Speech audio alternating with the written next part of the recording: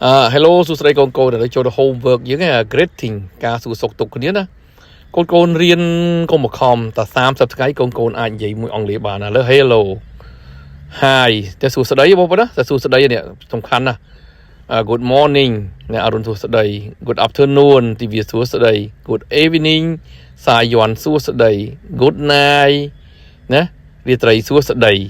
ឥឡូវកូនណាកិច្ចការផ្ទះ homework នេះយើងអាន5ដងណាកូនឥឡូវ hello hi good morning good afternoon good evening good night ចឹងណាបងប្អូនឥឡូវយើងរៀនបកប្រែភាសាអង់គ្លេសកូនណាសួស្តីថាម៉េច